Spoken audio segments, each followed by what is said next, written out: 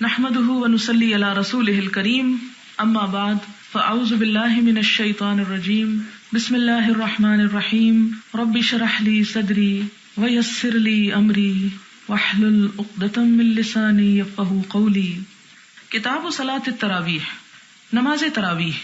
تراویح کا لفظ جو ہے اس کا روٹ ہے ری واو ح، روح، آرام. ترویح کہتے ہیں آرام کرنے کو تفیل پر. اور صحابہ کرام کا طریقہ یہ ہوتا تھا کہ ہر 2 رکعت کے بعد تھوڑا سا جیسے سانس لیتے ہیں ذرا سا، اس کی کوئی لمٹ نہیں بتائی گئی کہ 1 منٹ یا 5 منٹ یا 10 منٹ. ڈپینڈ کرتا ہے کہ آپ کے حالات کیا ہیں. اگر آپ کے پاس وقت زیادہ ہے تو زیادہ ٹائم لے لیجیے، اور اگر وقت کم ہے، اور چونکہ خواتین کا خاص طور پر مسئلہ یہ ہوتا ہے کہ گھروں سے نکل کر آتی، اگر بہت لمبے لمبے بیچ میں وقفے کیے جائیں اور لمبے لمبے پروگرام رکھے جائیں تو اس میں اکیلا راتوں کو نکلنا ان کے لیے معیوب ہے. یعنی اس طرح روزانہ گھروں میں آدھی رات کو پہنچنا.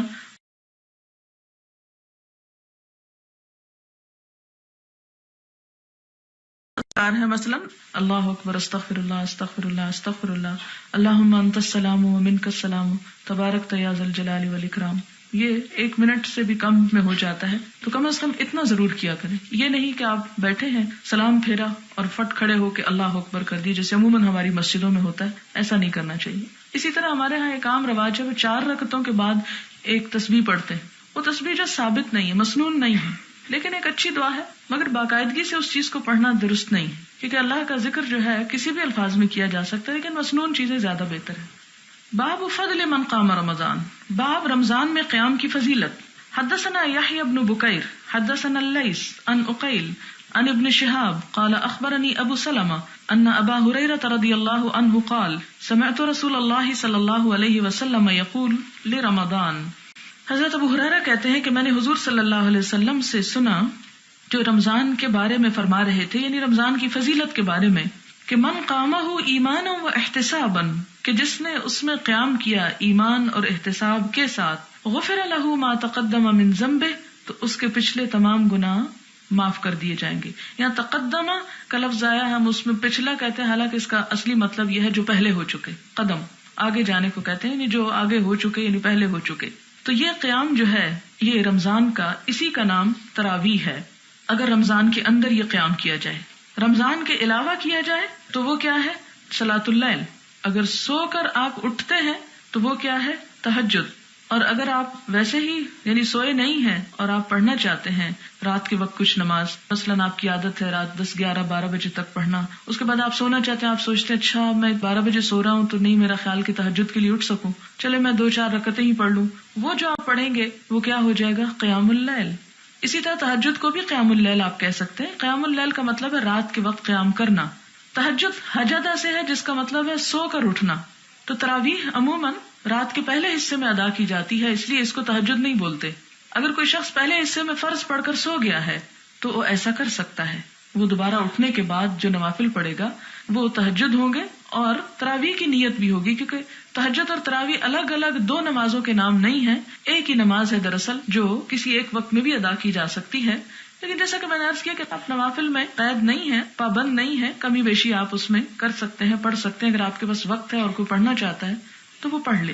لیکن کسی ایسی چیز کی عادت بنا لینا کہ جو آپ صلی اللہ علیہ وسلم نے کی نہیں اور سمجھنا کہ اس کے کرنے میں زیادہ ثواب ہے، تو وہ آپ اپنے طریقے اور اپنی سنت کو لوگوں پہ مسلط کر رہے ہیں یا دین کے خود شارع بن بیٹھے ہیں، تو یہ طریقہ جو ہے وہ درست نہیں ہے.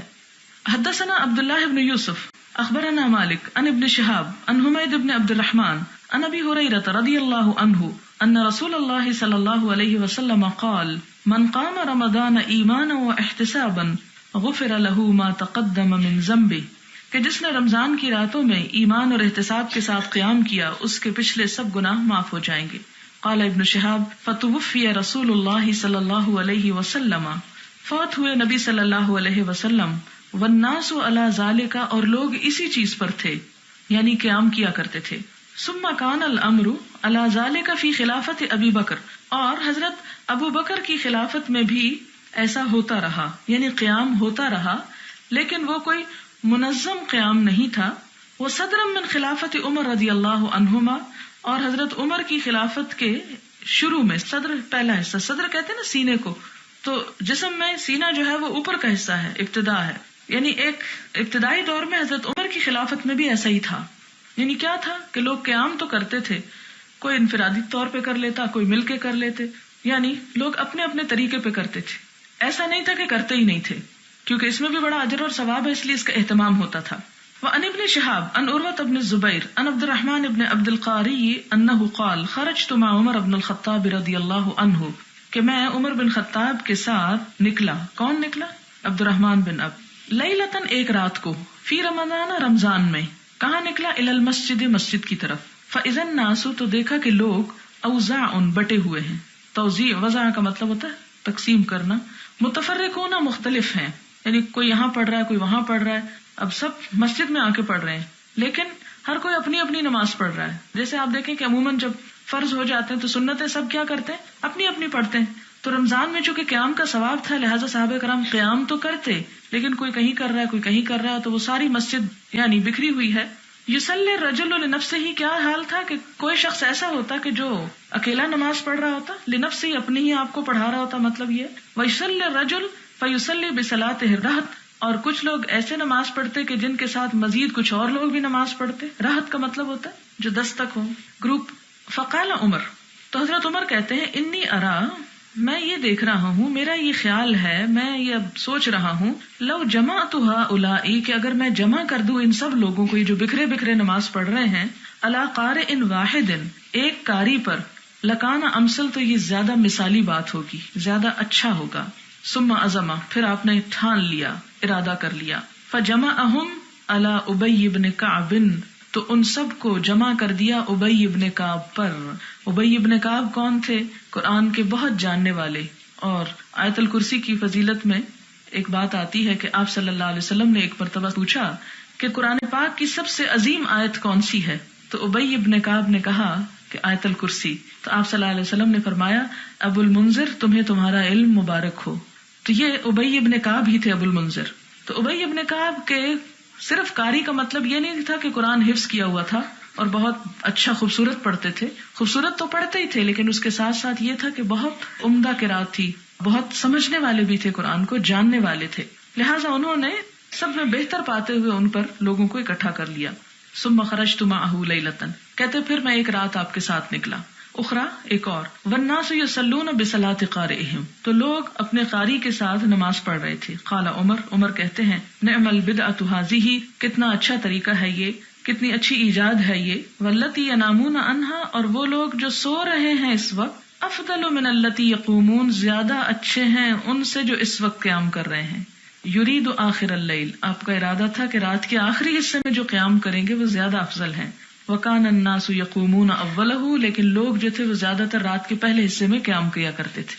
اس آخری حصے میں کچھ چیزیں ہمیں سمجھنے کی ضرورت ہے. پہلی بات تو یہ ہے کہ حضرت عمر رضی اللہ تعالیٰ عنہ نے مسلمانوں کے اس اختلاف کو، جو الگ الگ طور پہ نماز پڑھنے کی شکل میں نظر آ رہا تھا، اس کو اکٹھا کر دیا کہ ایک ڈسپلن پیدا ہو. اور آپ نے ایسا کیوں کیا؟ اس لیے کیا کہ نبی صلی اللہ علیہ وسلم سے اس چیز کا ثبوت موجود تھا کہ آپ نے ایک مرتبہ رمضان میں 3 دن اس طرح نماز پڑھا کہ یہ بتا دیا تھا کہ ایسے نماز پڑھی جا سکتی ہے. یعنی آپ کے پاس وہ سنت موجود تھی، اگرچہ یہ سنت نہیں تھی کہ سارا ہی مہینہ اور سارے لوگ اسی وقت ہی آ کر پڑھیں، لیکن جو پڑھنا چاہتے ہیں وہ سب اکٹھے ہو کر پڑھ سکتے ہیں، کیونکہ نبی صلی اللہ علیہ وسلم کے طرز عمل میں دلیل موجود تھی. دوسری بات یہاں پر یہ نظر آتی ہے کہ یہاں پر لکھا ہے کہ حضرت عمر نے کہا، نعم البدعۃ ھذہ، یہ کتنی اچھی بدعت ہے.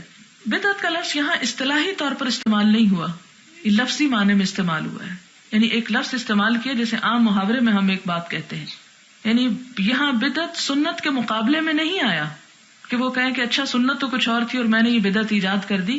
نہیں، ان کا یہاں پر مراد کیا ہے کہ میں نے ایک چیز کو منظم کر دیا. آپ صلی اللہ علیہ وسلم نے ایسا خود کیوں نہیں کیا تھا؟ کیا آپ نہیں کر سکتے تھے؟ بہتر تھا آپ خود کرتے تاکہ ہم بھی کرتے. ہاں، بہت اچھی بات تھی، لیکن آپ نے اس لیے نہیں کیا تھا کہ لوگوں پر یہ چیز فرض ہو جائے گی، اور اگر فرض ہو گئی تو لوگ کر نہیں سکیں گے، ہمیشہ نہیں اس کو نبھا سکیں گے. اور ایک اور بات آپ دیکھیں کہ خواہ کتنا بھی ثواب ہو، اگر ساری چیزیں فرض کے درجے میں ہوتی، مثلا نماز ہے تو نماز میں فرض تو مختصر سے ہی ہیں، لیکن سنتیں ہیں، پھر نفل ہیں، پھر اور چیزیں، اگر ساری چیزیں جس طرح ہم نے 17 رکعتیں فرض کی ہوئی ہیں عشاء کی نماز میں، تو نتیجہ کیا نکلا؟ ہمارے ہاں اکثریت نماز ہی نہیں پڑتی، اور خصوصاً عشاء کی نہیں پڑتی. لیکن جن ملکوں میں اتنا شعور ہے کہ یہ 17 کی 17 فرض نہیں، وہاں لوگ پڑھ لیتے ہیں، خواہ فرض پڑھ کے کیوں نہ اٹھ جائیں. یعنی وہ بھی پسندیدہ نہیں کہ صرف فرض پڑھیں، لیکن کم از کم فرض تو پڑھتے ہیں نا. ہمارے ہاں جن لوگوں نے سنت سے بھی بڑھ کے نوافل اور غیر موقدہ کو بھی موقدہ بنا کے اور فرض کے درجے میں لا کے لوگوں کے اوپر مسلط کیا، اس کا نتیجہ کیا نکلا؟ وہ جو آپ آج کل دیکھ سکتے ہیں کہ ایون رمضان میں بھی لوگوں کو توفیق بعض اوقات نہیں ہوتی نماز پڑھنے کی، کہ وہ گھبرا اٹھتے ہیں کہ اتنی لمبی کون پڑھے. تو حقیقت یہ ہے کہ جب آپ نوافل اور سنتوں کو فرض کے درجے میں مستقل طور پر لے آتے ہیں، یعنی وقتی طور پر کسی ڈسپلن یا کسی اس کے لیے تو اور بات ہے، لیکن مستقل طور پر لے آتے ہیں تو لوگوں کے حق میں جرم کرتے ہیں، ان کو گناہگار کرتے ہیں، اور اگر ریئیکشن زیادہ ہو تو وہ فرض بھی چھوڑ جائیں گے. اور ایسی سختی، اسی لیے وہ میں بار بار ایک جملہ دہراتی ہوں کہ ہمیں حرام کو حلال کرنے کا جس طرح اختیار نہیں، اسی طرح حلال کو بھی حرام نہیں کرنا چاہیے.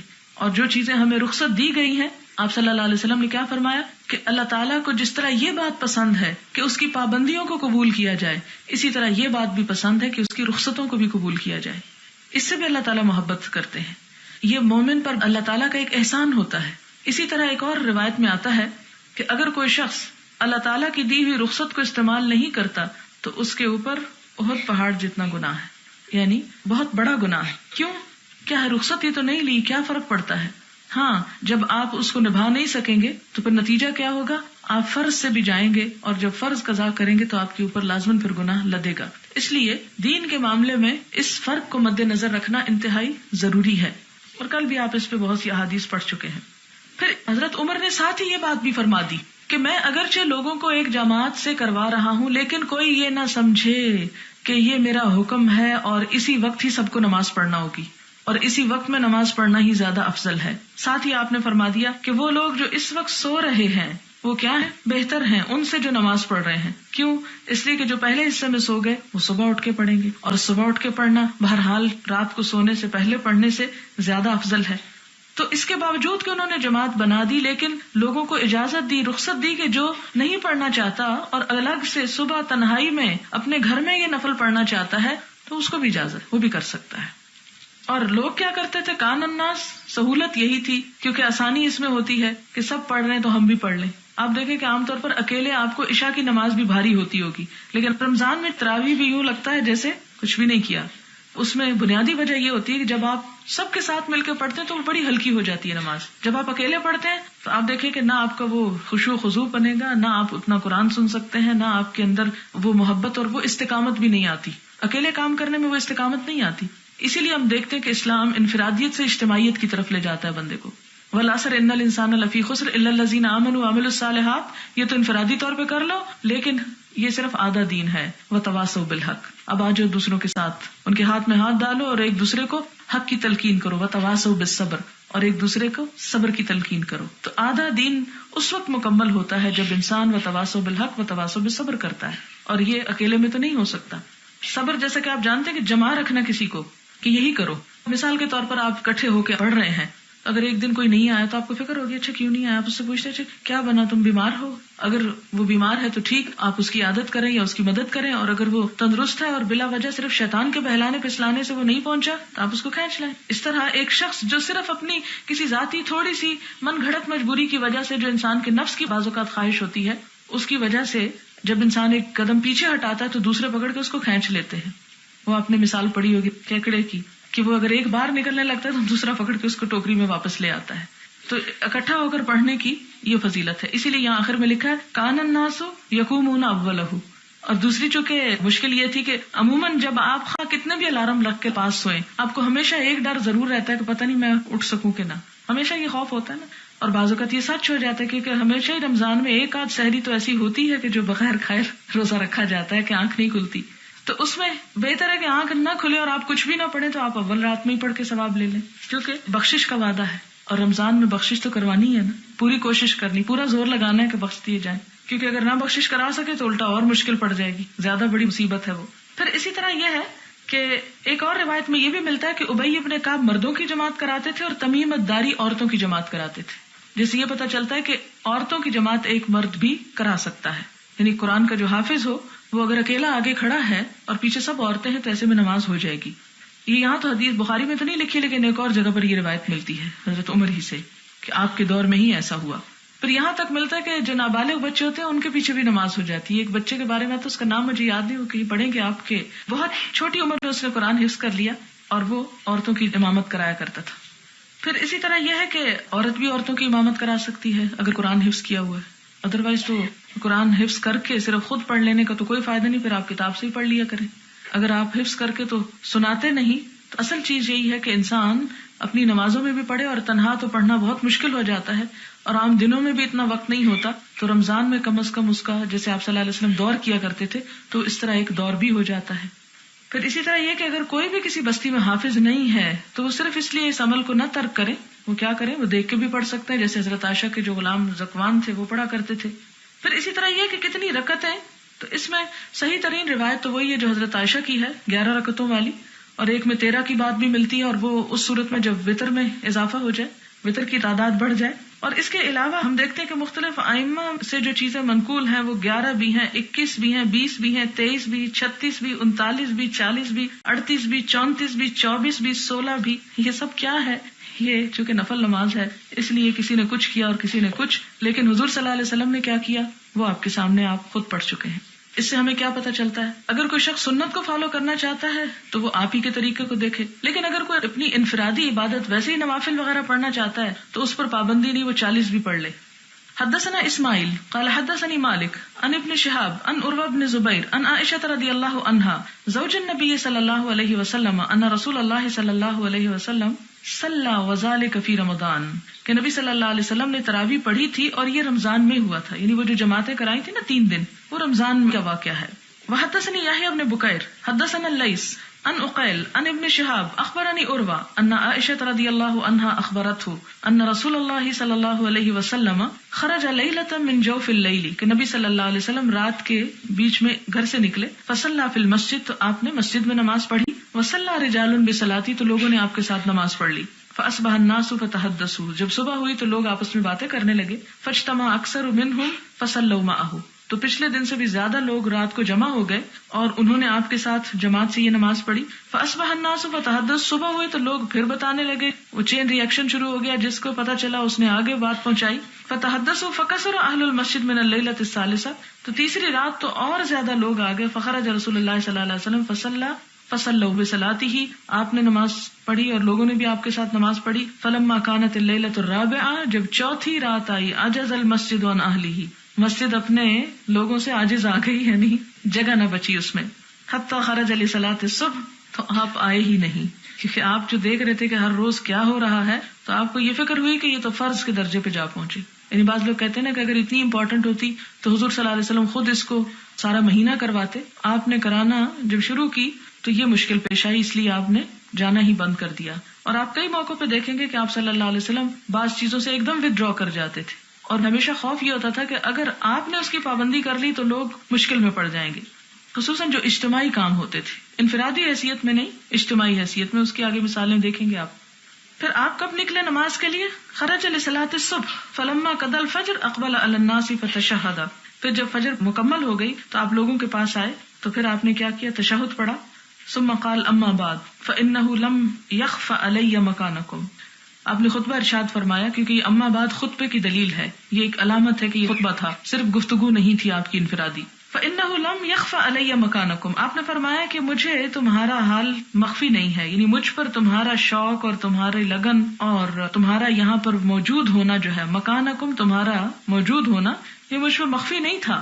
مجھے ایسا نہ سمجھو کہ مجھے پتا نہیں چلا کہ تم لوگ آج اکٹھے ہوئے ہو تو اس لیے میں گھر سے نہیں نکلا, مجھے معلوم تھا کہ تم یہاں پر ہو.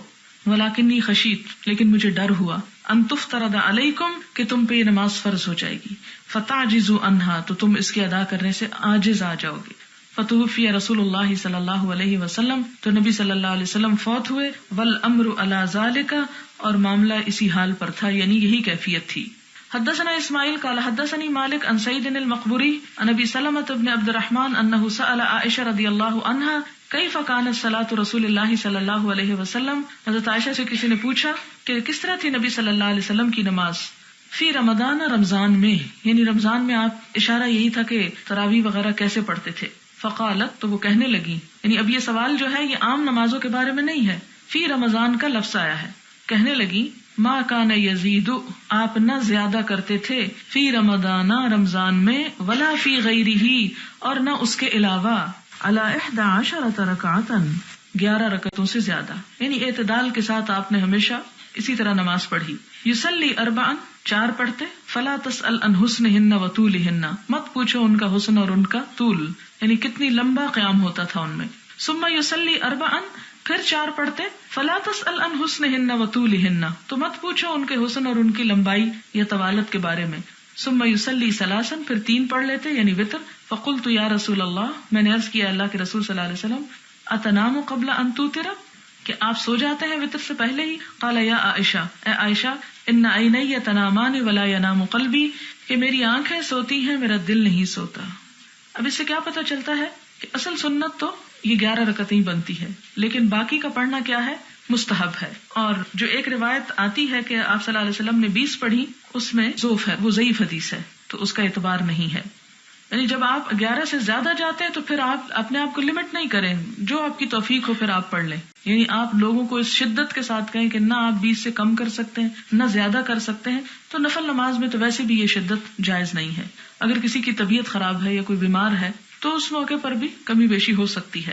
لیکن صحابہ کرام کا شوق ایسا ہوتا تھا کہ بیماری اور طبیعت کی خرابی کے باوجود بھی بعض اوقات ٹیک لے کے نماز پڑھ لیتے تھے، لیکن چھوڑتے نہیں تھے کہ یہ ایک چانس ہے، یہ ایک دولت ہے جو مل رہی ہے، اور رمضان کے بعد یہ چانس نہیں رہے گا، اور کوئی پتہ نہیں اگلا رمضان زندگی میں آتا ہے یا نہیں آتا. کیونکہ کتنے ہی لوگ جو پچھلے رمضان میں ہمارے ساتھ تھے آج وہ نہیں ہیں، اور ہمیں اپنا بھی کچھ پتہ نہیں. باب فضل لیلۃ القدر، لیلۃ القدر کی فضیلت. وقال اللہ تعالی، اللہ تعالیٰ کا فرمان ہے، انا انزلناہ فی لیلۃ القدر، کہ ہم نے اس کو لیلۃ القدر میں نازل کیا، یعنی قرآن کو. وما ادراک ما لیلۃ القدر، اور تمہیں کیا معلوم کہ لیلۃ القدر کیا ہے. الی آخر السورہ، سورت کے آخر تک.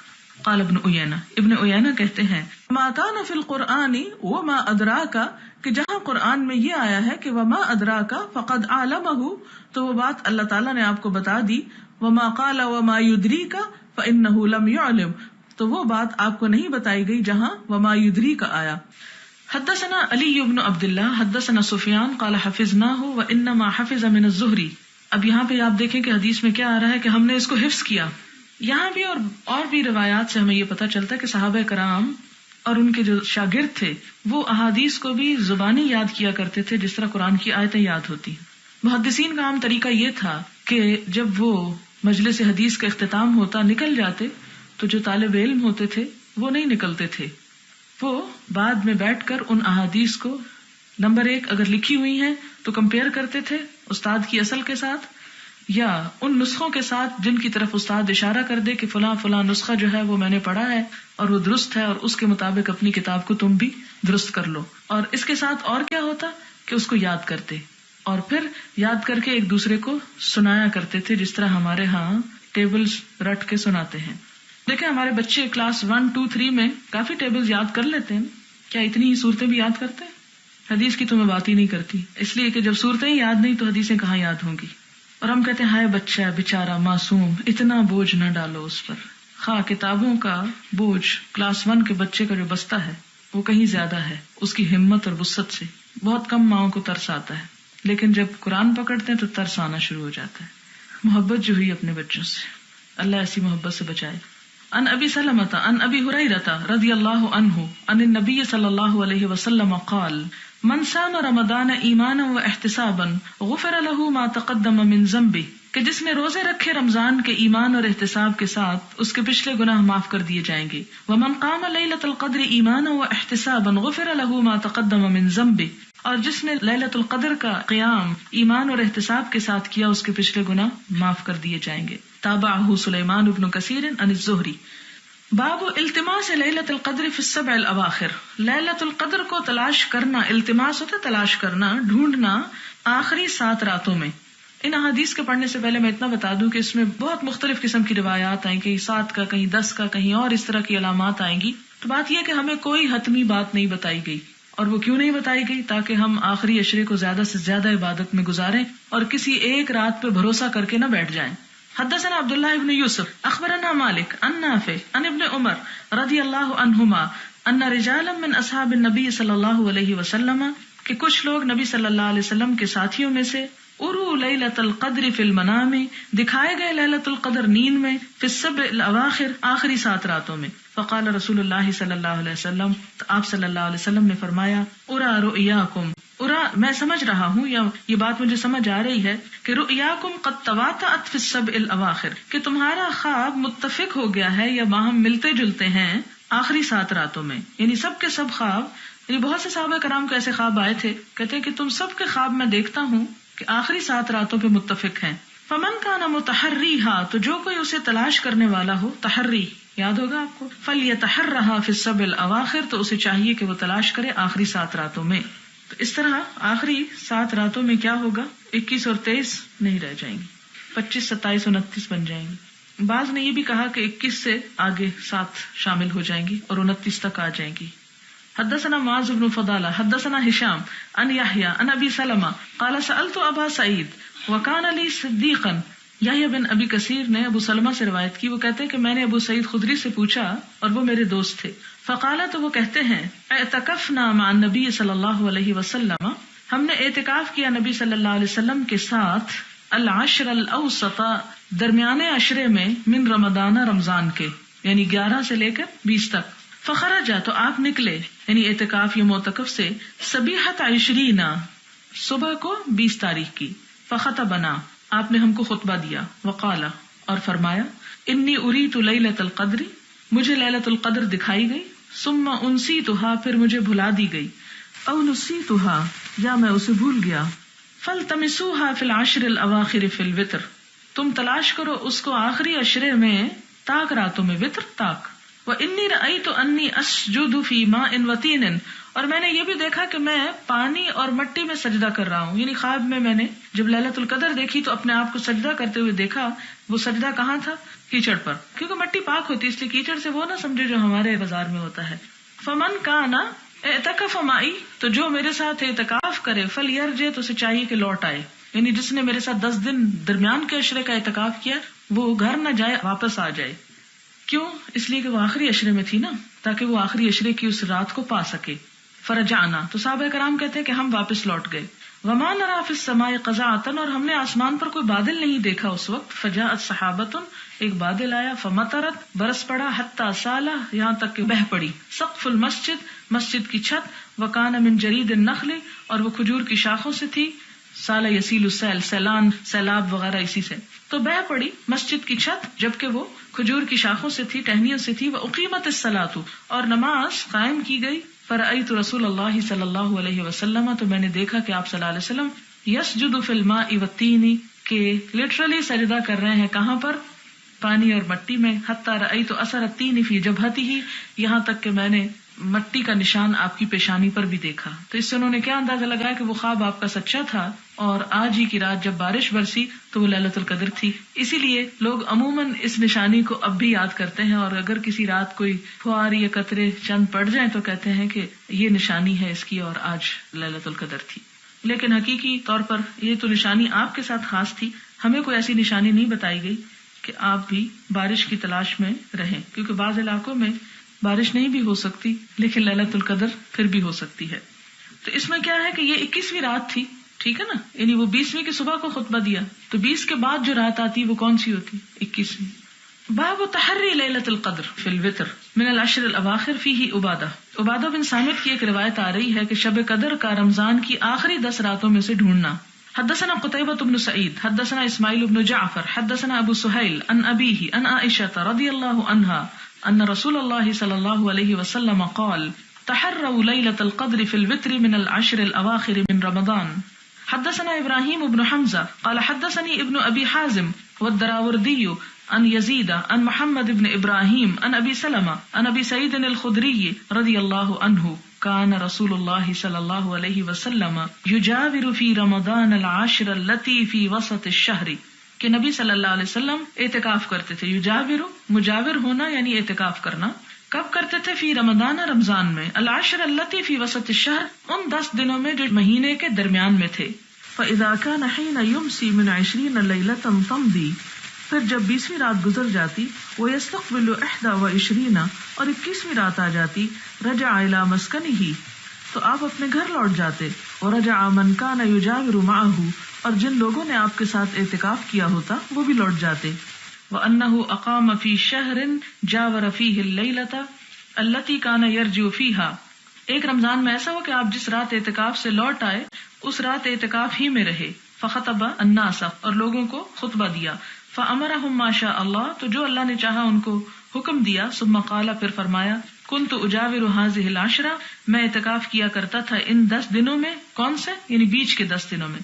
ثم قد بدا لی ان اجاور هذه العشر الاواخر، پھر مجھ پہ یہ بات واضح ہوئی کہ مجھے آخری عشرے میں اعتکاف کرنا چاہیے. فمن کان اعتکف معی، تو جس نے میرے ساتھ اعتکاف کیا ہے پہلے یعنی درمیانے عشرے میں، فلیثبت، اسے چاہیے کہ رکا رہے، جمع رہے. کب؟ فی معتکفہ، اپنے ہی اعتکاف کی جگہ پر. وقد اریت هذه الليلة، پھر میں اس رات دکھایا گیا کچھ یعنی خواب میں. ثم انسیتها، پھر میں بھلوا دیا گیا. فابتغوها، اب اس کو تلاش کرو. کب؟ فی العشر الاواخر، آخری 10 دنوں میں. وابتغوها فی کل وتر، اور تلاش کرو اسے ہر طاق رات میں. وقد رأیتنی اسجد فی ماء وطین، اور میں نے دیکھا خود کو کہ میں سجدہ کر رہا ہوں پانی اور مٹی پر. فاستحلت السماء فی تلک اللیلہ، اور آسمان اس رات برس پڑا. فامطرت، یعنی خوب بارش ہوئی. فوقف المسجد فی مصلی النبی صلی اللہ علیہ وسلم، اور ٹپک پڑی، وقفہ ٹپک پڑی، المسجد مسجد، فی مصلی نماز کی جگہ پر، النبی صلی اللہ علیہ وسلم کے. کب ٹپکی؟ لیلۃ 21 21ویں رات کو. فبصرت عینی رسول اللہ صلی اللہ علیہ وسلم ونظرت الیہ، کہ میں نے نبی صلی اللہ علیہ وسلم کی آنکھ کی طرف دیکھا. انصرف من الصبح ووجهه ممتلئ طینا وماء، کہ آپ صبح کے وقت جب سلام پھیر کے گھر جا رہے تھے تو آپ کا چہرہ جو تھا وہ کیا تھا؟ بھرا ہوا تھا. طینا، مٹی سے، وماء، اور پانی سے. وحدثنا محمد بن المثنى حدثنا يحيى عن هشام قال اخبرني ابي عن عائشة رضی اللہ عنها عن النبي صلی اللہ علیہ وسلم قال التمسوا، کیونکہ ایک اور روایت میں ہے نا وابتغوا، تو حضرت عائشہ کی روایت میں کیا ہے لفظ؟ التمسوا. وحدثني محمد اخبرنا عبدة عن هشام بن عروة عن ابيه عن عائشة قالت كان رسول الله صلى الله عليه وسلم يجاور في العشر الاواخر من رمضان ويقول تحروا. تیسری روایت میں کیا ہے؟ تحروا. ایک میں وابتغوا، ایک میں التمسوا، اور تیسری میں تحروا.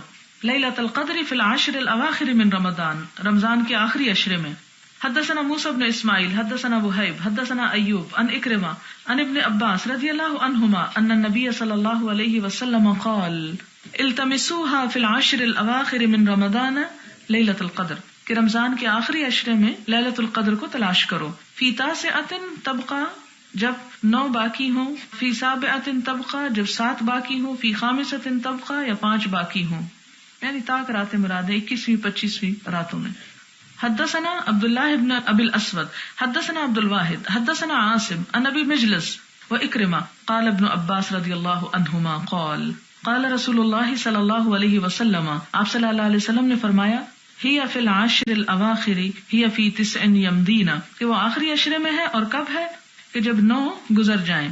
او في 7 يبقين، یا 7 باقی رہیں، یعنی لیلۃ القدر.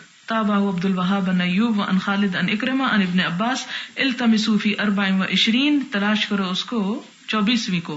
مراد یہ کہ جب 24ویں کا دن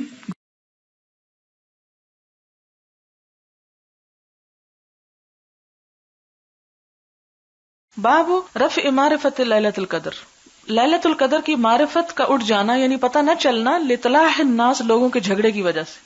حدثنا محمد بن المثنى حدثنا خالد بن الحارث حدثنا حمید حدثنا انس عن عبادہ بن صامت قال خرج النبی صلی اللہ علیہ وسلم لیخبرنا بلیلۃ القدر، نبی صلی اللہ علیہ وسلم نکلے کہ ہمیں لیلۃ القدر کے بارے میں بتائیں. فتلاحى رجلان من المسلمین، تو 2 لوگ مسلمانوں میں سے جھگڑتے ہوئے پائے گئے. فقال خرجت لاخبرکم، آپ نے فرمایا میں نکلا تھا کہ تمہیں خبر دوں بلیلۃ القدر، لیلۃ القدر کے بارے میں. فتلاحى فلان وفلان، تو فلاں اور فلاں جو تھے وہ باہم لڑ رہے تھے. فرفعت، تو وہ اٹھا لی گئی.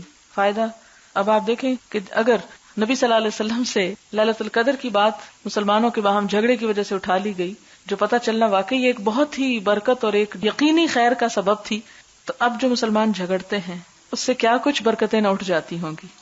پھر آپ صلی اللہ علیہ وسلم نے مایوس ہونے سے بچایا اور فرمایا وَعَسَىٰ أَن يَكُونَ خَيْرًا لَكُمْ، کوئی بات نہیں، ہو سکتا ہے اسی میں تمہارے لیے بھلائی ہو. فَالْتَمِسُوهَا فِي التَّاسِعَةِ وَالسَّابِعَةِ وَالْخَامِسَةِ، اسے 9، 7 اور 5 یعنی 25ویں اور 27ویں اور 29ویں میں تلاش کرو. اور یہ ہے کہ عموماً لوگوں نے 27ویں کو ترجیح دی ہے، اور بعض لوگ اس پر بہت یقینی طور پر کہتے ہیں، جبکہ یقینی طور پر کوئی بات بھی ثابت نہیں ہوئی۔ اس کی وجہ یہ ہے کہ اگر انسان ان تاک راتوں میں جاگتا ہے تو اس کا فائدہ یہ ہے کہ لیلۃ القدر بھی پا لے گا، اور اس کے ساتھ کچھ اور راتیں بھی اس کو مل جائیں گی۔ اگر ڈیفینیٹ ہوتا تو ہم صرف اسی ایک رات کو سارے مہینے میں جاگ لیتے اور باقی چھوڑ دیتے۔ باب العمل فی العشر الاواخر من رمضان، رمضان کے آخری عشرے میں زیادہ عمل کرنا یا عمل کرنا۔ حدثنا علی بن عبداللہ حدثنا ابن عیینہ عن ابی یعفور عن ابن الضحیٰ عن مسروق عن عائشہ رضی اللہ عنہا قالت کان النبی صلی اللہ علیہ وسلم اذا دخل العشر شد مئزرہ واحیا لیلہ وایقظ اہلہ، کہ جب نبی صلی اللہ علیہ وسلم رمضان کا آخری عشرہ آتا تو شد مئزرہ، اپنا تیبند مضبوطی سے باندھ لیتے۔ مراد یہ ہے کہ بہت ایکٹیو ہو جاتے۔ مثلاً آپ دیکھیں کہ جب آپ کو بھاگنا ہو تو سب سے پہلے آپ کیا کرتے ہیں؟ اپنے کپڑوں کو سمیٹتے ہیں۔ تو آپ صلی اللہ علیہ وسلم بھی یعنی ایک زیادہ عبادت اور زیادہ کوشش میں مصروف ہوتے تھے، اس سے محاورتاً یہ استعمال کیا گیا۔ احیا لیلہ، اپنی رات کو جاگتے، وایقظ اہلہ، اور اپنے گھر والوں کو بھی جگاتے تھے۔ اس سے کیا پتہ چلتا ہے کہ عام دنوں میں بھی عبادت کرنی چاہیے، لیکن اس سے زیادہ رمضان میں بھی کرنی چاہیے، لیکن اس سے زیادہ آخری عشرے میں، یعنی پورے رمضان میں زیادہ جو ہے شدت آخری عشرے میں آنی چاہیے، اور اس میں صرف خود نہیں بلکہ جو آس پاس بچے، شوہر اور رشتہ دار سو رہے ہیں ان کو بھی تھوڑا سا ہلانا چاہیے۔ سوال ہے کہ تراویح کے بغیر روزہ ہو جاتا ہے یا نہیں؟ گھر پر تراویح پڑھنے کا طریقہ بتا دیں۔ روزہ الگ عبادت ہے، تراویح الگ عبادت ہے، لیکن دونوں ہی رمضان میں ادا ہوتے ہیں، یعنی دونوں کے درمیان یہ تو مماثلت ہے کہ دونوں رمضان کی عبادت ہیں، لیکن اس کے باوجود دونوں الگ الگ عبادتیں بھی ہیں۔ اگر کوئی شخص ایک عبادت کر رہا ہے اور دوسری نہیں کر رہا تو وہ ایک کا اجر پائے گا۔ اگر مثال کے طور پہ کوئی شخص بیماری کی وجہ سے روزے نہیں رکھ پا رہا، بیماری ایسی ہے کہ جس میں بہت زیادہ پانی پینے کی ضرورت ہے، روزہ اس مجبوری سے نہیں رکھ رہا، تو ایسا شخص بھی رات کے قیام سے فائدہ اٹھا سکتا ہے، یعنی اس کو رات کو نفل پڑھ لینے چاہیے، تراویح پڑھ لینی چاہیے۔ اسی طرح اگر کوئی شخص نفل نہیں پڑھ سکتا لیکن روزہ رکھ رہا ہے، مثلا سفر کی حالت میں ہے، تو اس صورت میں وہ روزہ رکھ سکتا ہے۔ روزہ فرض عبادت ہے جبکہ تراویح نفل عبادت ہے، لیکن رمضان المبارک میں ایک نفل ادا کرنا بھی اتنا ثواب رکھتا ہے جیسے ایک فرض ادا کیا جا رہا ہو، اس لیے اس کا بھی اہتمام کرنا ضروری ہے۔ پھر اسی طرح یہ ہے کہ گھر پر تراویح 2-2 رکعت کر کے ہوگی۔ کوشش کریں کہ جتنی صورتیں آپ کو زبانی آتی ہیں وہ ساری کی ساری آپ پڑھ لیں۔ آپ یہ بھی کر سکتے ہیں کہ ہر 2 رکعت میں ساری صورتیں پڑھ لیں تاکہ آپ کا قیام لمبا ہو جائے، اور اگر آپ قرآن کھول کے پڑھنا چاہتی ہیں تو اس کے لیے یہ ہے کہ ساتھ ایک ٹیبل رکھ لیں جس پہ آپ سپارہ جو آسانی سے رکھ اور اٹھا سکیں، تو قیام میں آپ سپارہ اٹھا کے کھول کے پڑھ لیں اگر آپ کی قرات ٹھیک ہے، اور اگر آپ پڑھتے بھی غلط ہیں تو پھر آپ کیا کریں گے مسکین، تو اس صورت میں تو فائدہ کو خاص نہیں ہوگا۔ اس لیے کوشش کریں کہ آپ وہی صورتیں پڑھیں جو آپ کو اچھی طرح آتی ہوں، اور کوشش کریں کہ آپ اپنی زندگی کا کچھ وقت لگائیں کہ آپ اس بات کو اچھی طرح سیکھ سکیں۔ اس میں ایک بات یاد رکھیں کہ اگر آپ سپارہ کھول کر پڑھ ہی رہے ہیں تو آپ کی حرکت کثیر نہیں ہونی چاہیے، کیونکہ حرکت کثیر نماز میں خلل ڈالتی ہے۔ حرکت کثیر کا مطلب ہے یہ نہیں کہ آپ اس کو کھول کے کھڑے ہو جائیں، پھر ایک ورقہ آگے پلٹیں، پھر پیچھے پلٹیں، پھر آپ ادھر ادھر دیکھیں، پھر آپ بند کر کے رکھیں۔ یہ چیزیں جو ہیں یہ درست نہیں۔ نماز کا اپنا خشوع و خضوع اور نماز کا اپنا احترام جو ہے وہ باقی رہے گا۔ سوال ہے اگر قضا روزے رکھیں تو کیا تراویح بھی ادا کریں؟ نہیں، قضا روزوں کے ساتھ تراویح نہیں ہے۔ تراویح مخصوص رمضان کی عبادت ہے، آپ عام دنوں میں نفل پڑھ سکتے ہیں، لیکن یہ جو قیام اللیل ہے یہ تراویح کے نام سے یہ رمضان کے لیے خاص ہے۔ اگر رات کو صرف عشاء کی نماز پڑھ لیں اور تراویح اور وتر صبح 4 بجے کے بعد، تو کیا یہ درست ہے؟ جی ہاں، بالکل درست ہے۔ رات کے وقت 30 سے خانہ کعبہ سے تراویح پڑھتے دکھاتے ہیں، جب امام سلام پھیر کر اگلی 2 رکعت کے لیے کھڑا ہوتا ہے تو الحمدللہ سے شروع کر دیتا ہے۔ اس میں یہ ہے کہ عموماً آپ نے دیکھا ہوگا کہ اللہ اکبر کے بعد ایک اور بڑی سی اللہ اکبر ہوتی ہے، اور امام تو اپنی اللہ اکبر کہہ کے شروع کر دیتا ہے کام، اور الحمد سے پہلے وہ مختصر پڑھ لیتا ہے۔ اور پھر آپ دیکھیں کہ ثنا بھی مختلف طرح کی ہیں، ہو سکتا ہے کہ وہ مختصر ترین کوئی ثنا پڑھتا ہو، اس لیے بہت تھوڑا فاصلہ معلوم ہوتا ہے، اور وہ شاید لوگوں کی سہولت کے لیے بھی ایسا کرتے ہوں گے، کیونکہ اتنے کراؤڈ میں اگر بہت لمبی لمبی نمازیں پڑھی جائیں تو مشکل پیش آتی۔ واللہ عالم۔ سوال یہ ہے کہ کس طرح ثابت ہوتا ہے کہ غیر رمضان میں حضور صلی اللہ علیہ وسلم جو 8 رکعتیں پڑھا کرتے تھے رمضان میں تراویح میں تبدیل ہو گئی؟ یہ حضرت عائشہ کی حدیث آپ پڑھ چکے ہیں کہ جس میں آتا ہے کہ آپ رمضان اور رمضان کے علاوہ کبھی بھی 11 سے زیادہ نہیں پڑھا کرتے تھے، اس سے یہ پتہ چلتا ہے۔ پھر یہ کہتی ہیں کہ حضرت عمر نے جو 20 کا طریقہ اختیار کر لیا وہ کیوں؟ اس میں آپ دیکھیں کہ موطا امام مالک میں یہ روایت موجود ہے کہ حضرت عمر رضی اللہ تعالی عنہ نے ابی ابن کعب اور تمیم الداری کو 11 رکعتیں پڑھانے کا حکم دیا تھا. اور اب بھی جو حرم میں 20 رکعتیں ہوتی ہیں وہ 20 ایک سٹریچ میں نہیں ہوتی، 10 ایک امام پڑھاتا ہے اور 10 ایک پڑھاتا ہے، 10 ایک پڑھا کے چلا جاتا ہے اور وہ ایک ساتھ وتر کر کے اس کو 11 کر لیتا ہے اور 10 دوسرا. اب پیچھے اگر کوئی نفل کی نیت سے قرآن سننے کی نیت سے 20 پڑھ لیتا ہے، اور ایون 20 کے بعد آپ دیکھیں کہ رمضان کے دنوں میں وہ رات کو پھر دوبارہ شروع کرتے ہیں اور وہ ساری رات ہی اگر کوئی قیام کرتا ہے تو اس میں حرج نہیں ہے. آپ اس نقطے کو سمجھنے کی کوشش کریں کہ ایک ہے حضور صلی اللہ علیہ وسلم کا طرز عمل اور ایک ہے آپ کی طرف سے اجازت کہ جو جتنا بھی اس میں پڑھ لے. اور میں نے اس وقت جب تراویح کی بات کی تو یہ بات آپ سے کی تھی کہ 40 تک کی بھی تعداد ملتی ہے، تو یہ کہ نوافل پہ کوئی قید نہیں ہے. لیکن اگر کوئی یہ کہے کہ میں 40 اس لیے پڑھ رہا ہوں کہ نبی صلی اللہ علیہ وسلم نے 40 پڑھی تو یہ بات درست نہیں ہے. آپ صلی اللہ علیہ وسلم نے لوگوں سے کہا تھا کہ بلال کی اذان پر سحری کھانا نہ چھوڑیں کیونکہ یہ تہجد کی اذان تھی.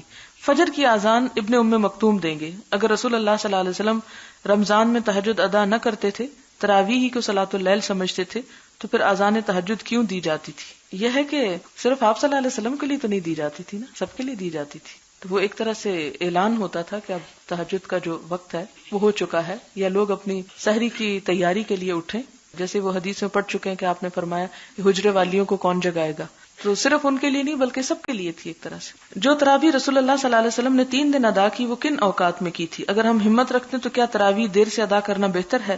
سنن ابو داؤد کی ایک روایت ہے جس میں پتہ چلتا ہے کہ ان 3 دنوں میں آپ نے پہلے دن رات کے پہلے حصے میں پڑھائی، دوسرے دن آدھی رات اور تیسرے دن تیسرے حصے میں. یہاں تک کہ صحابہ کرام کہتے ہیں کہ ہمیں یہ ڈر لگا آخری دن کہ ہماری سحری کا وقت گزر جائے گا، یعنی اتنا اینڈ تک گئے. آپ یوں سمجھے کہ جیسے ہمارے ہاں آج کل اگر 5:40 پہ سحری بند ہو رہی ہے تو آپ نے جیسے 5:15 تک مثال کے طور پر، تو یہ بہت تاخیر کر دیا آپ نے. اور دراصل تینوں وقت میں پڑھا کر آپ نے یہ ثابت کر دیا کہ صلاۃ اللیل یا تراویح کا وقت پوری رات ہے، جس وقت بھی کسی کو سوٹ کرے. لیکن اکثریت جو ہے وہ سونے کے بعد اٹھ نہیں سکتی، اس لیے روٹین میں عام طور پر یہ ہے کہ وہ پہلی رات کو ہی ادا کر لیتے ہیں. اور حضرت عمر رضی اللہ تعالیٰ عنہ کی مثال آپ نے پڑھی تو انہوں نے کیا فرمایا تھا کہ وہ لوگ جو اس وقت سو رہے ہیں وہ ان سے افضل ہیں جو پڑھ رہے ہیں، کہ وہ صبح اٹھ کے پڑھ لیں گے. تو اس میں اگر آپ صبح سمجھیں کہ آپ اکیلے پڑھیں گے اور آپ کو قرآن زیادہ نہیں آتا، تو اس صورت میں اگر کوئی حافظ موجود ہے اور آپ زیادہ سن سکتے ہیں تو قرآن پاک کو کھڑے ہو کر رات کے وقت سننا جو ہے یہ بھی ایک بہت مسنون عبادت ہے، جس میں آتا ہے نا من قام رمضان، تو قیام اسی صورت میں ہوتا ہے کہ جب قرآن. اور پھر ایک حدیث میں آتا ہے کہ روزہ اور قرآن دونوں انسان کے حق میں سفارش کریں گے. اور اس حدیث میں یہ بھی آتا ہے کہ قرآن یہ کہے گا کہ یا رب میں نے اسے رات سونے سے روکے رکھا. تو وہ سونے سے روکے رکھے میں یہ ہے کہ انسان جیسے یعنی تراویح میں زیادہ قرآن پاک پڑھے یا سنے. اگلا سوال ہے، اگر ہم رات کو تراویح میں قرآن سے دیکھ کر قرات کرنا چاہیں تو وہ زور سے کرنی پڑے گی جبکہ ہم جماعت کے ساتھ نماز بھی ادا نہیں کر رہے. کیا نفل نماز میں زور سے قرات کرنے کی اجازت ہے؟ اگر آپ تنہا نماز پڑھیں تو براہ کرم آپ خاموشی سے کریں. اس کی وجہ یہ ہے کہ جب انسان اکیلا نماز پڑھتا ہے تو خواہ وہ سپارے سے کیوں نہ پڑھ رہا ہو یا زبانی اس کو آتا ہو وہ پڑھ رہا ہو، تو ایسی صورت میں اس کو کیا کرنا چاہیے؟ آہستہ آہستہ پڑھنا چاہیے. کیوں؟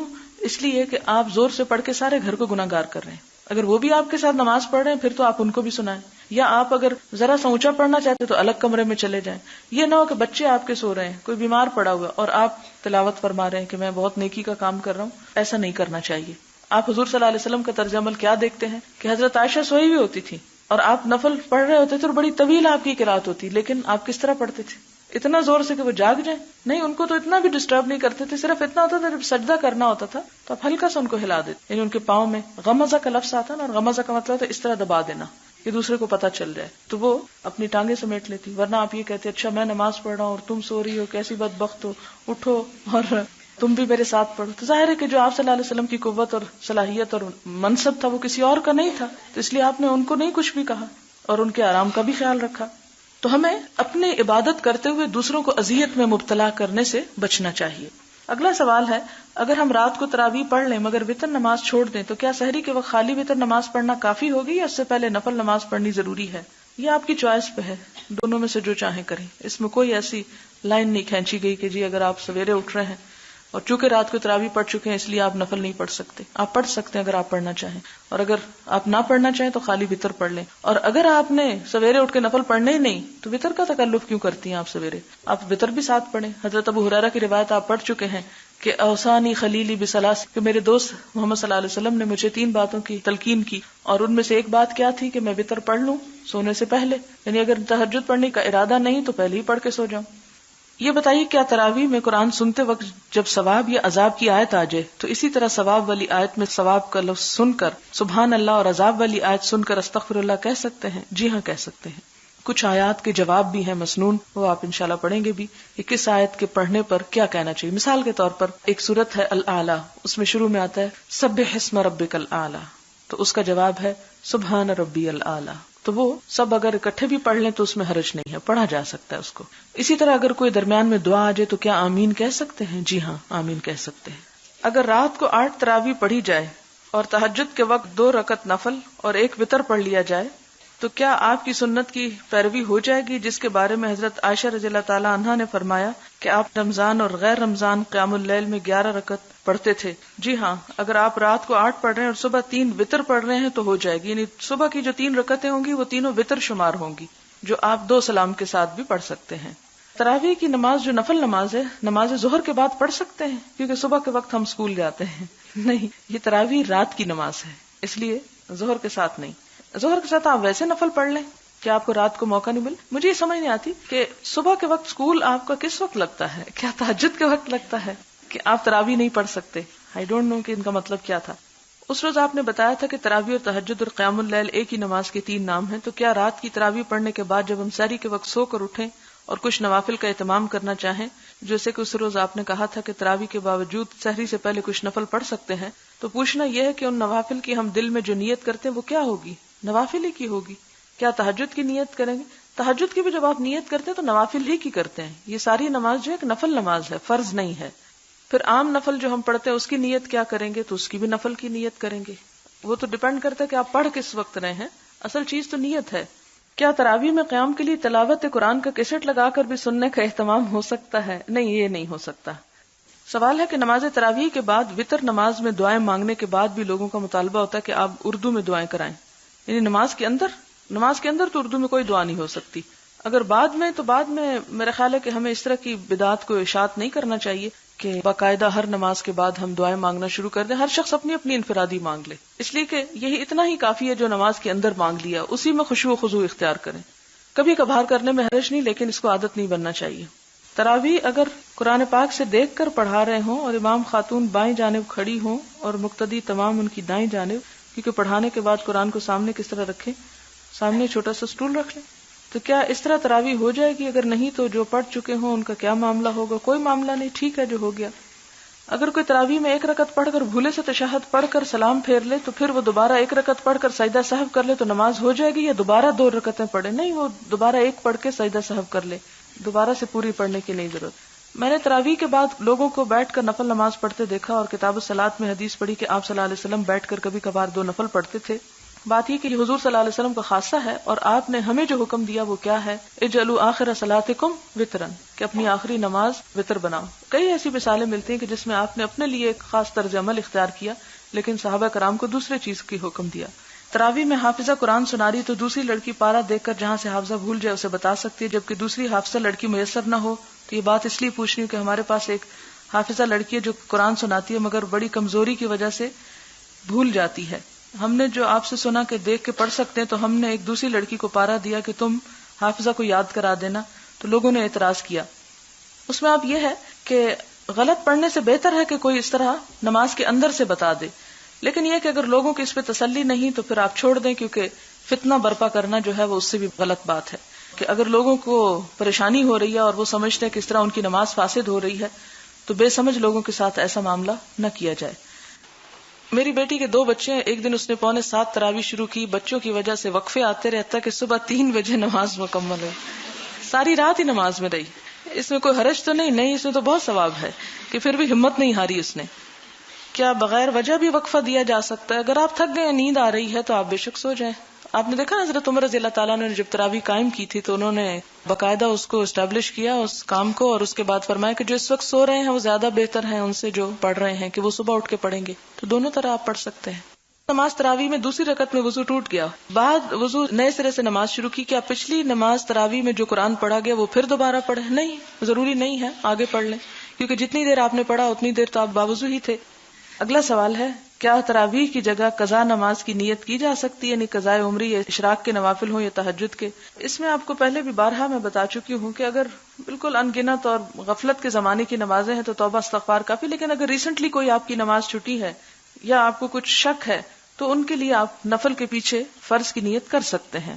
اس میں آپ دیکھیں کہ حضرت معاذ حضور صلی اللہ علیہ وسلم کے ساتھ نماز پڑھتے اور وہ نماز ان کی نفل کی نیت کی ہوتی تھی، یعنی آپ فرض پڑھا رہے ہوتے تھے اور آپ کی نیت کیا تھی؟ نفل پڑھنے کی۔ پھر اپنی قوم کے پاس جاتے اور وہاں پر جا کر دوبارہ عشاء کی نماز پڑھاتے تھے، اور وہ ان کی اصل فرض کی نماز ہوتی تھی۔ تو وہ حضور صلی اللہ علیہ وسلم کے ساتھ کھڑے ہونے کی سعادت بھی لیتے تھے، لیکن اپنی نماز اپنی قوم کے ساتھ پڑھاتے تھے۔ اور اس کے برعکس بھی ہو سکتا ہے کہ اپنی نماز یہاں پڑھ لیتے تھے اور قوم کے لیے جا کے دوبارہ پڑھاتے تو وہ دوسری دفعہ پڑھی ہوئی نماز ان کی نفل ہو جاتی اور قوم ان کے پیچھے فرض نماز پڑھ رہی ہوتی تھی۔ یہ احادیث آپ بارہا پیچھے پڑھ چکے ہیں۔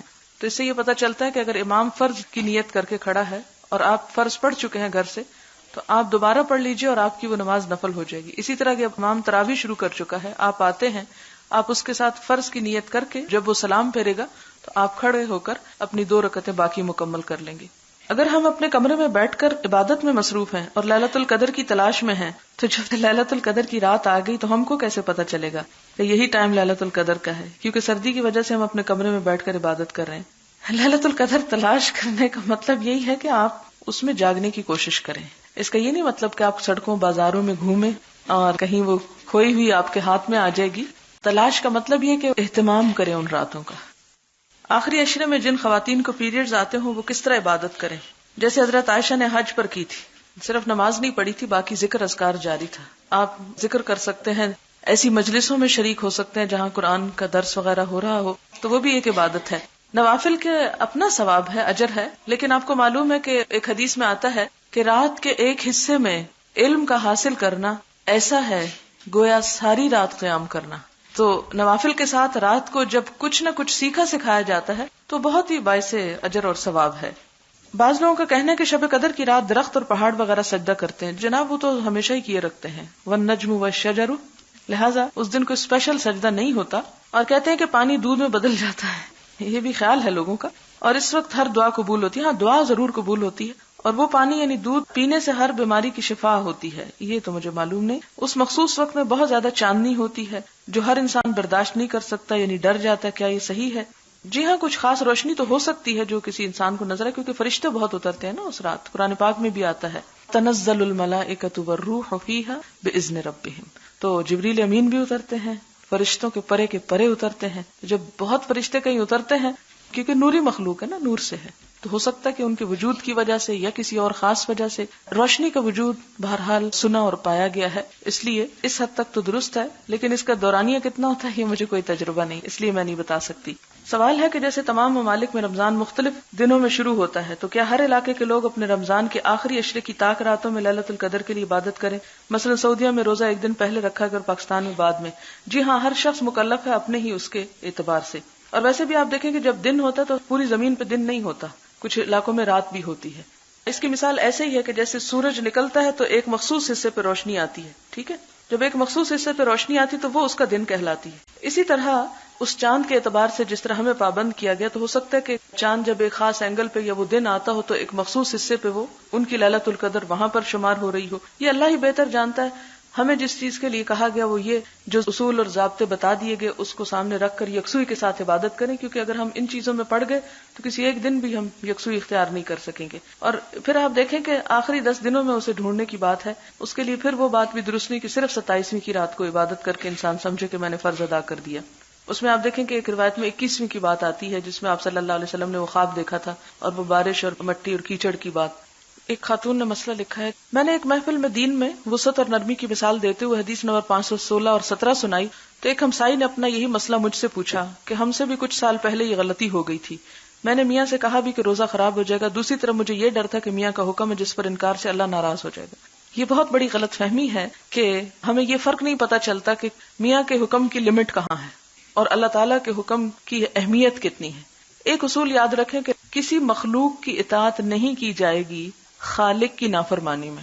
جہاں اللہ تعالیٰ ناراض ہو رہے ہیں، اس کے حکم کی خلاف ورزی ہو رہی ہے، وہاں کسی مخلوق کو راضی نہیں کیا جائے گا۔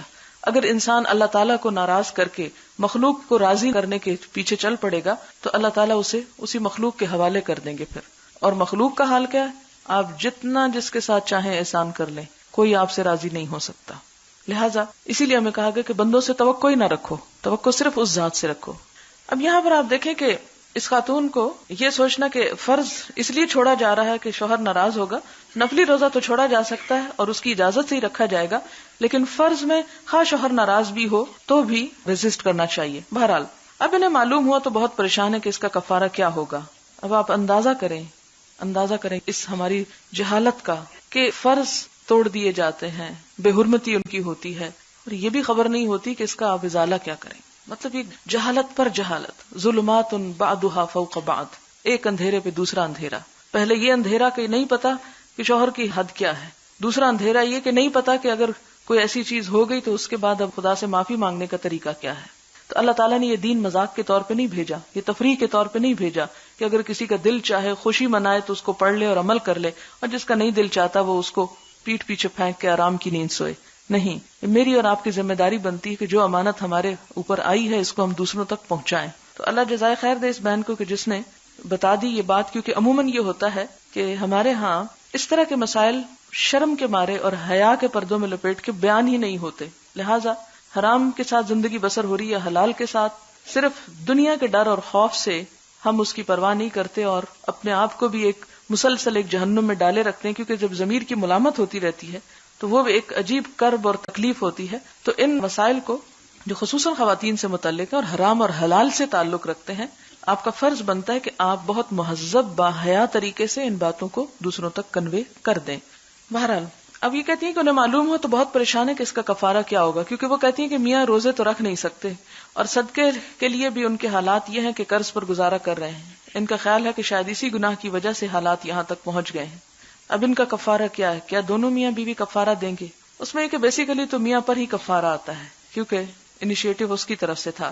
اب اگر میاں نہیں کفارہ دے سکتا تو کوئی اور ان کی مدد کرے، جس طرح آپ صلی اللہ علیہ وسلم نے اس شخص کی مدد کی تھی کہ جس سے ایسا گناہ ہو گیا تھا، جس نے کہا تھا میں جل گیا، میں جہنم میں جا پڑا، مجھ سے یہ گناہ ہو گیا. اور ساتھ ہی یہ تھا کہ روزے بھی نہیں پھر رکھ سکتا تھا اور کفارہ دینے کے لیے بھی کچھ نہیں تھا. تو آپ نے یہ نہیں کہا اچھا جاؤ تم پہ کفارہ معاف ہو گیا.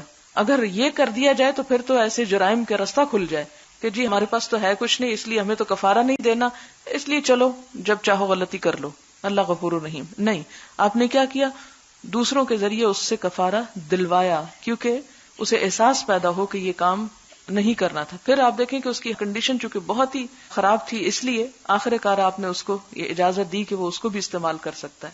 تو ایسی صورت میں بعض اوقات آپ دیکھیں کہ کوئی ایک غریب شخص ہوتا ہے جو روزہ نہیں رکھ سکتا اور ایسی بیماری میں مبتلا ہوتا ہے کہ بعد میں بھی نہیں رکھ سکے گا. اب اس صورت میں پیسہ بھی کوئی نہیں کہ کفارہ دے سکے، فدیہ دے سکے. کیا ہونا چاہیے کہ اس کی جو مدد کی جائے گی، خواہ وہ زکوٰۃ و خیرات کے مال سے کی جائے گی، اسی کو وہ آگے نکالے گا، لیکن اس کو دینا ہوگا. اور اگر واقعی کوئی کسی کو پوچھتا ہی نہیں اور حالت اتنی ہی بری ہے، پھر اللہ تعالیٰ غفور الرحیم ہے، پھر اللہ کے ساتھ اس کا معاملہ ہے. آپ دیکھیں کہ یہ اللہ کی طرف سے ایک قرض ہوتا ہے بندے پر، اور اللہ تعالیٰ زیادہ حقدار ہے کہ اس کا قرض ادا کیا جائے. یعنی اس کی عبادات میں اگر کوئی کمی بیشی ہو گئی ہے تو اس کا کفارہ دیا جائے. اور پھر اس میں دوسرے مسلمانوں کا فرض بنتا ہے کہ وہ ایسے مسلمانوں کی مدد کریں. ظاہر ہے کہ غریب کے اگر دوائی کے پیسے دیے جا رہے ہیں تو غریب کو اس کا فدیہ دینے کے پیسے بھی دے دیے جائیں، تاکہ وہ بجائے اس کے کہ کوئی شخص ڈائریکٹ کسی کو صدقہ کرے، وہ اس کے ذریعے سے آگے کروا دے. سوال ہے پہلے عشرے کی دعا بتا دیجئے. یہ بھی میں ایک بات آپ سے کرنا چاہوں کہ یہ مسنون دعائیں نہیں ہیں اور ان کی پابندی لازم نہیں ہے. اس سے مراد کیا ہے؟ اس سے مراد یہ ہے کہ پہلا عشرہ رحمت، دوسرا مغفرت اور تیسرا عذاب جہنم سے رہائی ہے. تو ان کی مناسبت سے آپ مناسب دعائیں کر سکتے ہیں، لیکن کوئی ایک خاص دعا نہیں ہمیں بتائے گی کہ جس کو اپنے اوپر لازم کرنا ہے. پھر آپ کہیں گے اچھا پھر کیا بتایا گیا؟ تو بات یہ ہے کہ اگر آپ ایک ایسی چیز کو اپنے لیے لازم کر لیتے ہیں جو لازم نہیں ہے، جو آپ صلی اللہ علیہ وسلم نے نہیں کی، آپ کیا کر رہے ہیں؟ آپ اپنے لیے دین کو مشکل بناتے چلے جا رہے ہیں. آپ صلی اللہ علیہ وسلم کی آمد کے مقاصد کیا تھے کہ وَيَدَعُ عَنْهُمْ إِسْرَهُمْ وَالْأَغْلَالَ الَّتِي كَانَتْ عَلَيْهَا، کہ آپ صلی اللہ علیہ وسلم کس لیے آئے ہیں کہ لوگوں کے بوجھ ہٹا دیں اور وہ بیڑیاں جو ان لوگوں نے اپنے اوپر جکڑ رکھی ہیں ان کو توڑ ڈالیں، ان کو ہٹا دیں. تو ہم اس طرح کی چھوٹی چھوٹی چیزوں کو لازم کرتے کرتے پھر اپنے لیے وہ چیزیں اکٹھی کر لیں گے کہ جن کا بوجھ پھر ہم نہیں اٹھا سکیں گے. لہٰذا سہولت کے ساتھ آپ اگر پڑھ سکیں تو یا حیو یا قیوم برحمتک استغیث، اور جو نہ بھی پڑھے تو رحمت تو اس کی برس ہی رہی، سب پہ برسے گی. لیکن اس کی مناسبت سے اگر آپ پڑھ رہے ہیں یا اگر بخشش کا عشرہ ہے تو استغفار کثرت سے پڑھ رہے ہیں، آخری عشرے میں عذاب جہنم سے رہائی، ربنا آتنا فی الدنیا حسنہ وفی الآخرۃ حسنہ وقنا عذاب النار، اگر ذرا زیادہ شعور کے ساتھ پڑھ رہے ہیں تو بہت اچھا ہے. ہاں ایک دعا مسنون ہے جو طاق راتوں میں حضور صلی اللہ علیہ وسلم نے حضرت عائشہ کو سکھائی تھی، اور وہ ہے اللہم انک عفو تحب العفو فاعف عنا. شوال کے روزے کب رکھے جائیں؟ شوال کے مہینے میں. کیا پہلے ہفتے میں رکھیں یا بعد میں بھی رکھ سکتے ہیں؟ پورا مہینہ رکھ سکتے ہیں، لیکن شروع میں ہی رکھ لیں تو عافیت ہے. بعد میں ٹال دیا تو گئے، پھر بھول جاتا ہے انسان، نیت بھی بدل جاتی ہے. لیکن ہماری عید تو ایک ہفتہ چلتی ہے نا. مشکل یہ اگر نفلی یا فرضی روزے میں سحری کے لیے آنکھ نہ کھلے اور فجر قضا ہو جائے تو صورت میں کیا کرنا چاہیے؟ خالی پیٹ روزہ رکھ لینا چاہیے اور نماز قضا پڑھ لینی چاہیے. اگر روزہ نہ ہو اور اس صورت میں روزہ دار کے سامنے کچھ کھا سکتے ہیں؟ جی ہاں کھا سکتے ہیں، لیکن یہ نہیں کہ آپ ٹیبل سجا کے بیٹھے. اگلا سوال ہے اگر وتر صبح پڑھنے کے لیے چھوڑے، سحری کو اٹھنے میں تاخیر ہوئی کہ بمشکل سحری پکانے کا وقت ملا، وتر رہ گئے، فجر سے پہلے پڑھنے کا ارادہ کیا، فجر پڑھتے وقت ذہن سے پھر نکل گیا، اس صورت میں وتر کیسے ادا ہوں گی؟ جس وقت یاد آئے اس وقت پڑھ لیں، کیونکہ آپ نے وہ حدیث پڑھی ہے کہ اگر کوئی اپنی نماز بھول جائے تو جب اسے یاد آئے اسی وقت اس کو ادا کر لے. حتیٰ کہ اگر عصر کی نماز کے بعد بھی اس کو یاد آیا ہے تو عصر کے بعد عام نماز کے پڑھنے کی اجازت نہیں ہے، لیکن بھولی ہوئی نماز سبب کی نماز جو ہے وہ آپ ادا کر سکتے ہیں. وآخر دعوانا ان الحمد للہ رب العالمین. سبحانک اللہم وبحمدک نشہد ان لا الہ الا انت نستغفرک ونتوب الیک.